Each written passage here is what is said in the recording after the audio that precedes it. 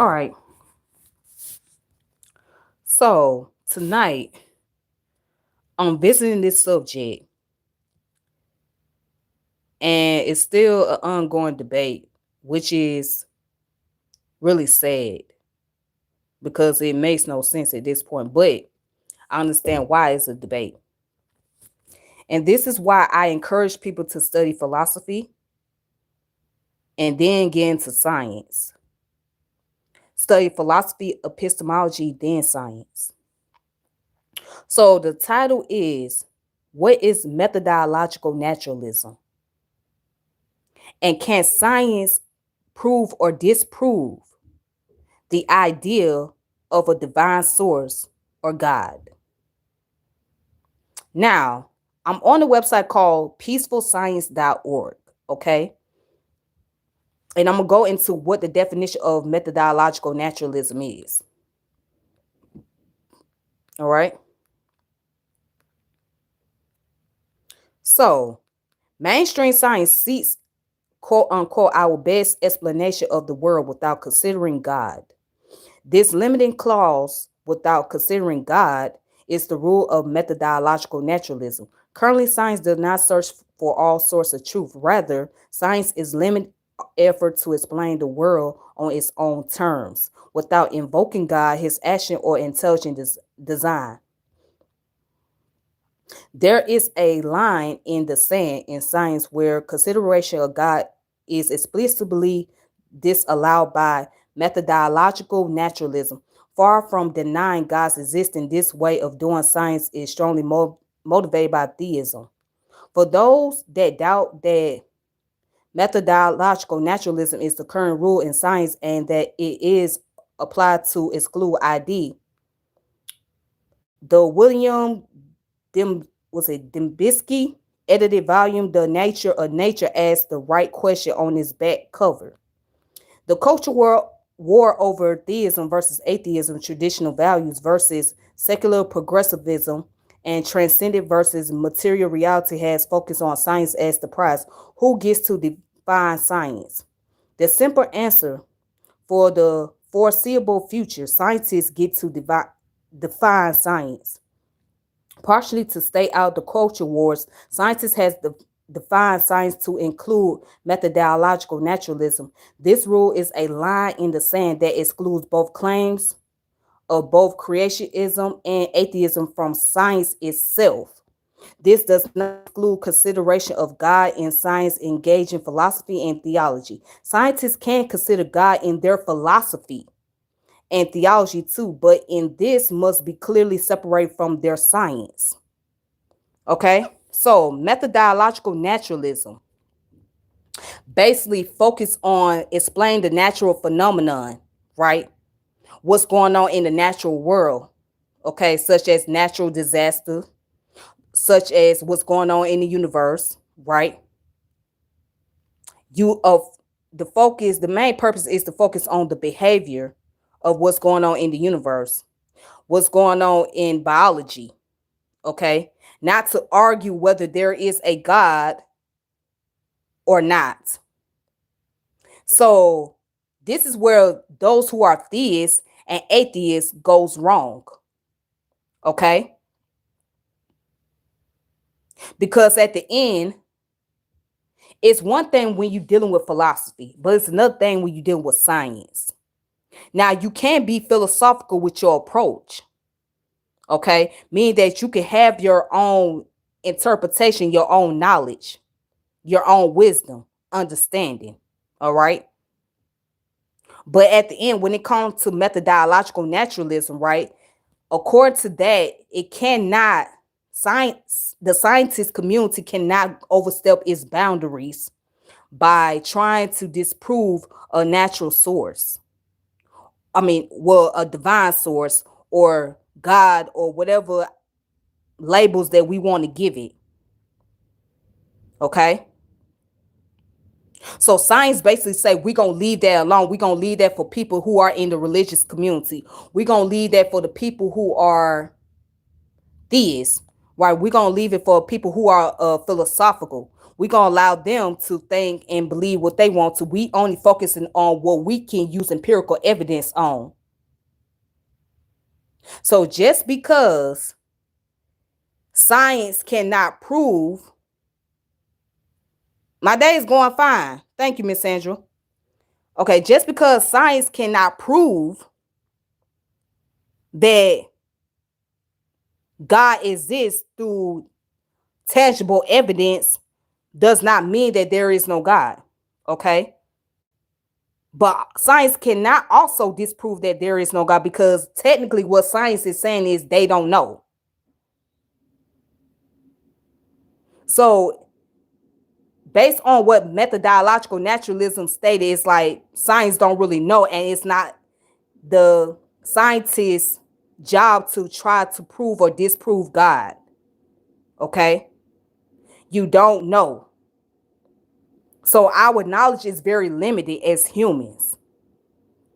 So when people argue back and forth about does God exist, does God not exist, to be honest with you, it looks ridiculous. It's counterproductive, because at the end, nobody knows. Nobody knows what is behind this universe. Nobody knows that if the universe is the source itself. That's why we have beliefs. That's why you have philosophy. So that's more of a philosophical lane to explain whether there is a God or not. But only thing that science can say, we only can prove the biological evolution, cosmological evolution, planetary evolution, cultural evolution. That's the only thing science can really focus on. Now, science might study into religion as far as the cultural evolution is concerned, because if you look at spirituality and religion, it falls under culture. It falls under cultural practice. So like anthropologists may look into that and study like why people believe in God and what their interpretation of God is and how do they study God.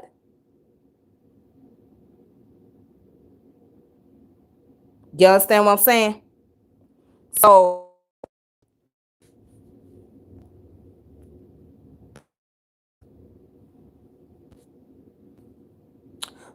but anyways, getting back to the point,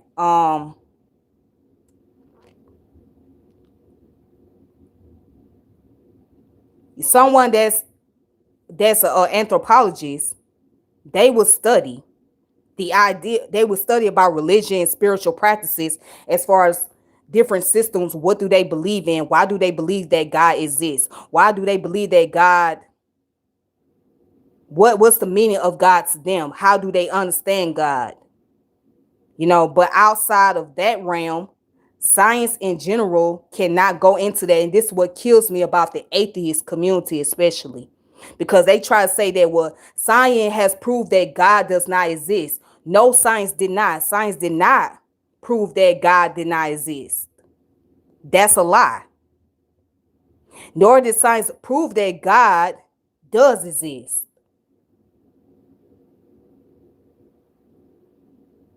So stop saying that science proved that there is no God, because that's not the case.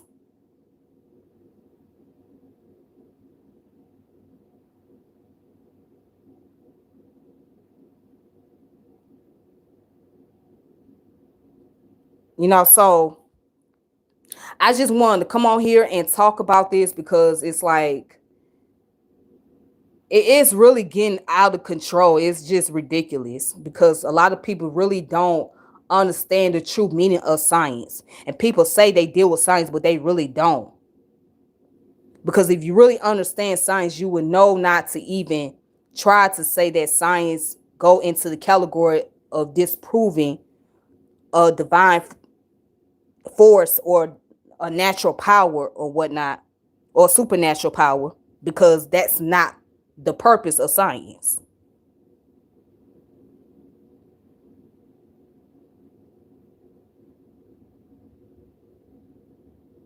So people have their own understanding. People have their own interpretation of how to explain the natural phenomenon. Okay?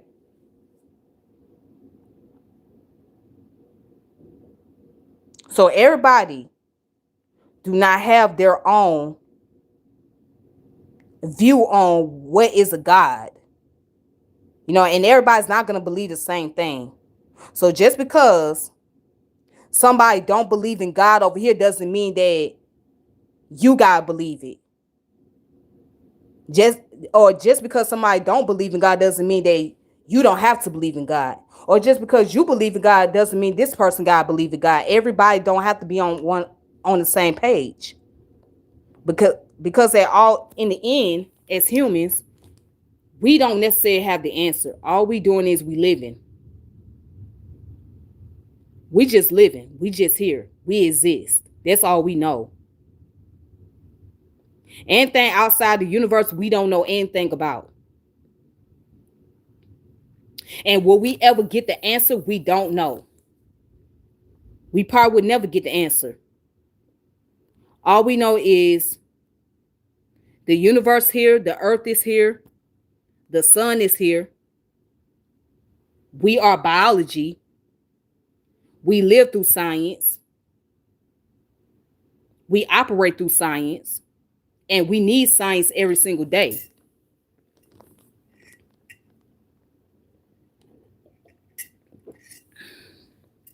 Again, we need science every single day. So everything else, we have no control over. We don't know. We don't have any say over, really. So everything else is just philosophical. So the idea of God is philosophical, to be technically honest. Atheism is philosophical.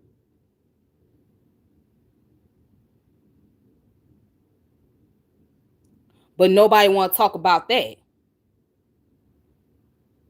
And nobody want to talk about those who are atheists practicing scientism.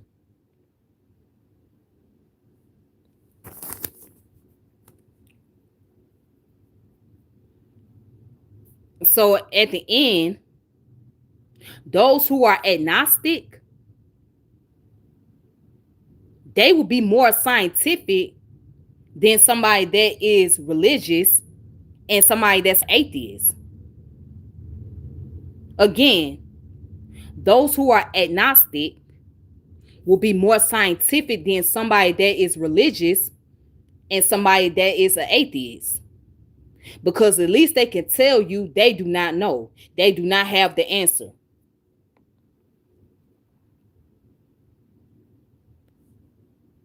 And that's a fact. So as humans, once we get to the reality where we can admit that we don't know and we are willing to learn things, then you have developed what is called epistemic humility.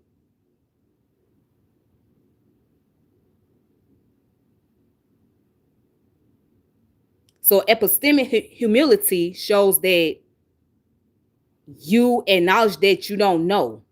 And the only way that you'll know if you study and you learn and you read.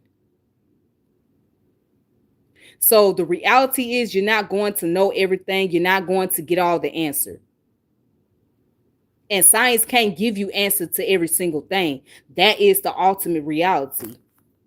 And if you don't think that those in the scientific community do not have any form of disagreement amongst themselves, you got to be sadly mistaken.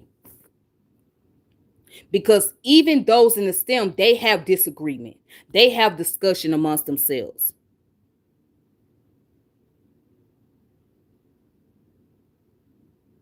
They have forums.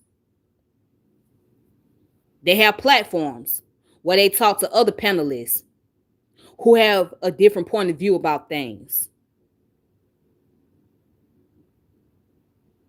And science only disproves science, meaning that whatever scientific studies come about, if it can be proven through the scientific method, then the information that was once put out as a scientific knowledge will have to go through the process of doing the scientific method.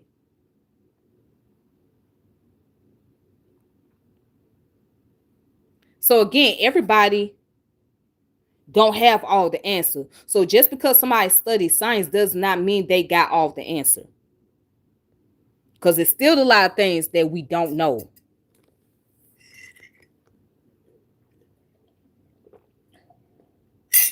And it's funny that people debate about whether God exists or not.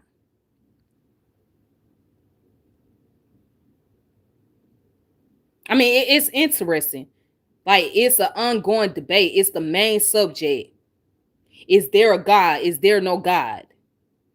Does God exist? Does God not exist?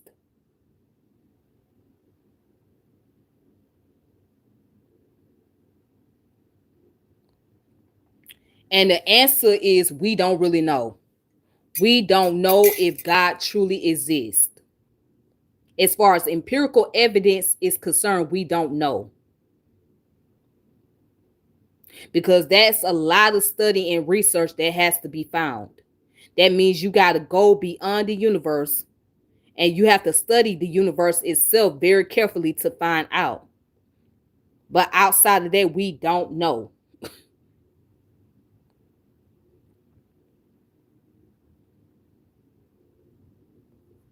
And someone asked me, sister, do you believe in Jesus Christ? I believe in Christ consciousness. I believe there is Christ consciousness. I believe in Jesus as far as the metaphor is concerned. I believe in Jesus as far as the allegory is concerned. So from an allegorical point of view, I believe in Jesus. From a metaphorical point of view, I believe in Jesus. From a Christ consciousness, yes, I believe in Jesus on that level. From an abstract point of view, yeah. But if you asking me from the concrete point of view, no. I don't believe that he exists as far as physically is concerned. But I do understand the abstract. I do understand the metaphors. I get the allegories. And I hope that answered the question.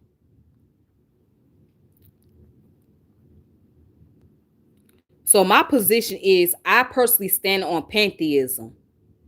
That means that the universe is one with God and God is one with the universe. All the source is divine. The divine source is within.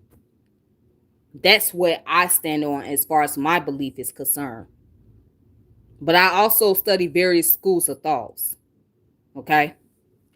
Um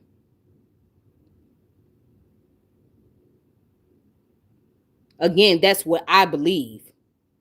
Now I could be wrong. And I would say that for a fact that I could be wrong. But as far as my belief is concerned, I stand with pantheism.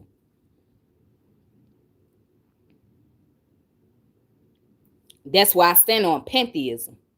And that's what I believe. And that's okay. Everybody don't have to believe in the same thing. If you go into STEM, you see various people from different religious background. You got people that's into Judaism, people that's into Islam, people that's into Christianity, people that's into Hinduism, Buddhism, Confucianism, Taoism.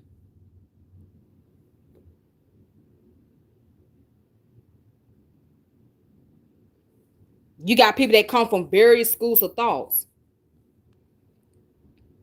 different races, come from different cultural practice, various tribes. So science does not say that, well, people that are in religious schools of thought cannot study science. Science does not say that people who don't believe in God should not study science. Science does not operate that way either.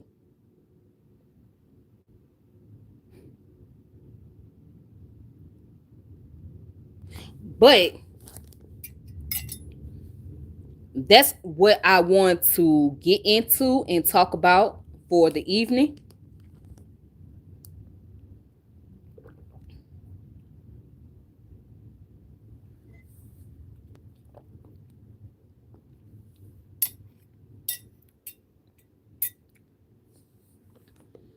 That's what I wanted to talk about. Yeah, so look up methodological naturalism. So if you guys look up if you guys look up methodological naturalism and get into the study of that, be more familiar with that, then it won't be so much of debate about does science approve or disprove God.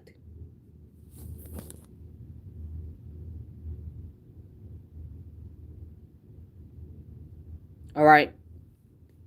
So again, this is why people gotta study philosophy. Philosophy should be the number one on people's list. Epistemology gotta be on the second of the list, and then science, in that order.